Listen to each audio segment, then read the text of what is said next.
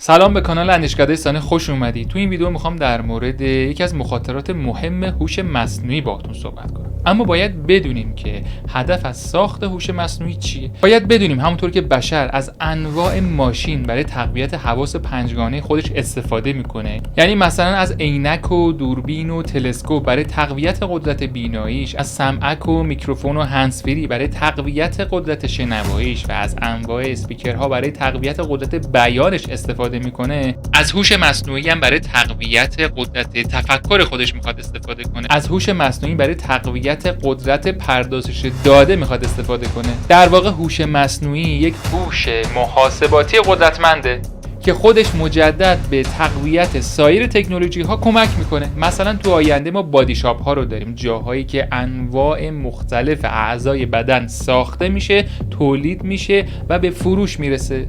البته تا حالا هم از بعضی از مزایا و معایب هوش مصنوعی باخبر شدید. دیدید که هوش مصنوعی تولید دارو میکنه، دیدید که چت جی پی تی چطور کمک میکنه به پردازش داده ها و جستجوی اطلاعات شما. با برنامه‌نویسی با هوش مصنوعی و دستیار مصنوعی آشنا شدید. حداقل توی فیلم های سینمایی و سریال ها دیدید با رباتی که قسمت خیلی جذاب هوش مصنوعی هست که بوستون داینامیک تو این زمینه خب خیلی شاخص هست، ربات‌های خیلی جذابی رو تولید کرده. یا دانشگاه کلمبیا که روی ربات‌های صورتی کار میکنه، البته منظورم رنگش نیست، یعنی صورت انسان، فیس انسان داره کار میکنه. آشنا شدید. پس بیان مزایا و معایب هوش مصنوعی مطلب جدیدی نیست. از قدیم دو تا نظریه مهم در این زمینه وجود داشته، AI یا IA، هوش مصنوعی، که کسی مثل آقای جان مککارتی در موردش صحبت کرده و گفته که هوش مصنوعی، همین هوش مصنوعی که در موردش خیلی صحبت میکنیم و لایه‌های مختلفی رو براش تعریف کردن،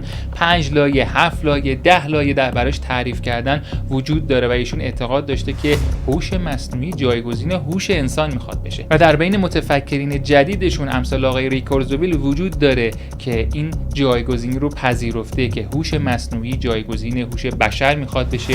براش حتی نامگذاری کرده و از تکینگی نام میبره. حتی افق زمانی هم براش مشخص کردن و گفتن که از سال 2040 2045 به بعد هوش مصنوعی جایگزین هوش بشر میشه. اصلا هوش مصنوعی از هوش بشر میزنه جلوتر. در مقابل و در سر طیف دیگه این موضوع هم آدمای دیگه وجود دارن، آدمایی مثل آقای داگلاس انگرپارت که محقق دانشگاه استنفورد بوده و نظریه IA رو مطرح کرده، یعنی مصنوعات هوشمند، یعنی ماشین ها سبب تقویت هوش انسان میشن، نه جایگزینی اون. آقای مثل هراری هم تو این زمینه کتاب نوشته، کتابی مثل نکسوس رو نوشته و از دوگانه حقیقت و روایت صحبت کرده و سعی کرده که یک راهکاری برای چالش‌های آینده هوش مصنوعی ارائه کنه که فکر نمی‌کنم راهکار موفقی باشه. اما توی این ویدیو من می‌خوام از یک زاویه دیگه‌ای و به یکی از مخاطرات مهم هوش مصنوعی اشاره کنم. توی ویدیوی قبل اگر دیده باشید از 5 مکتب مهم تکنولوژی صحبت کردم: تکنولوژی، ساینتو تکنولوژی، سوشیو تکنولوژی، اکو تکنولوژی و بایو تکنولوژی. و در حوزه ساینتو تکنولوژی، تکنولوژی‌هایی که سبب تقویت علم میشن و علم رو تولید میکنن، از کیک اطلاعات نام بردم که 4 تا لایه مهم داره.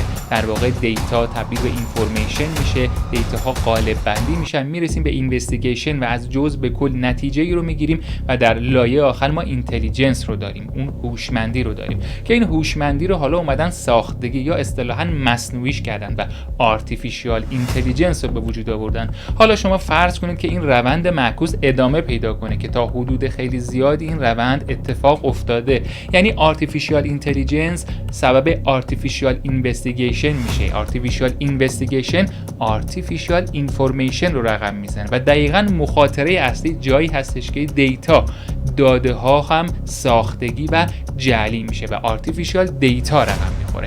اینجاست که دیگه هوش مصنوعی منتظر درخواست و سناریو نیست. تا حالا هوش مصنوعی با داده هایی که انسان ها بهش میدادن، با سناریویی که باش تعریف میکردند، در هوش مصنوعی اطلاعات خودش رو ایجاد میکرده. اما فرض کنید که دیگه این لایه هم توسط خود این هوش ساختگی یا خود این هوش مصنوعی ایجاد میشه. اون موقع چه اتفاقی میفته؟ اتفاقی که همین الانش هم در حوزه دیپ فیک که باید تو یک ویدیوی جدایی در موردش صحبت کنم داره رقم میخوره. یعنی تصاویری در حال حاضر وجود دارن توی ویدیوها و سایر مواردی که آپلود شده در فضای اینترنت و هوش مصنوعی ازش استفاده میکنه و تغییرات مخصوصی رو درونش ایجاد میکنه.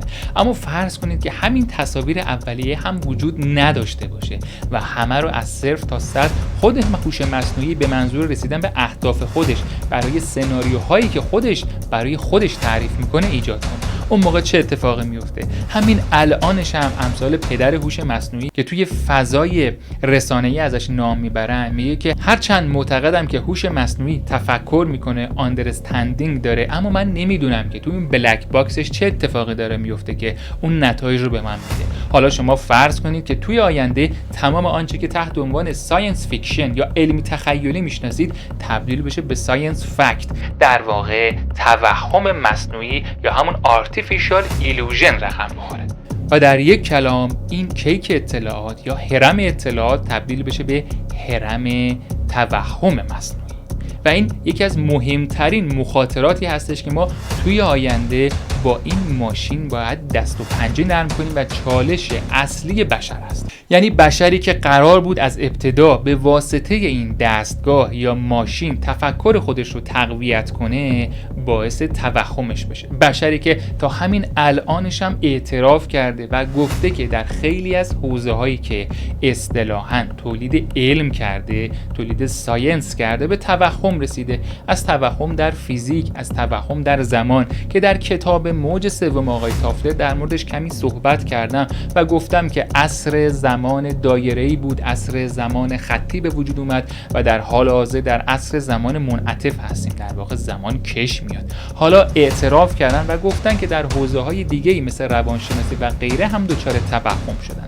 پس این هوش مصنوعی و این ماشین نه تنها سبب تقویت تفکر بشر نشده و نمیشه و اون رو به تفقه و لایه‌های بعدی نمیرسونه، بلکه سبب توهمش و تعمیق شدن این توهم هم کمک میکنه و دیپ ایلوژن رو هم ایجاد میکنه. در واقع در یک جهان متوهم انجام اعمال خشونت‌آمیز توجیه قوی تری داره.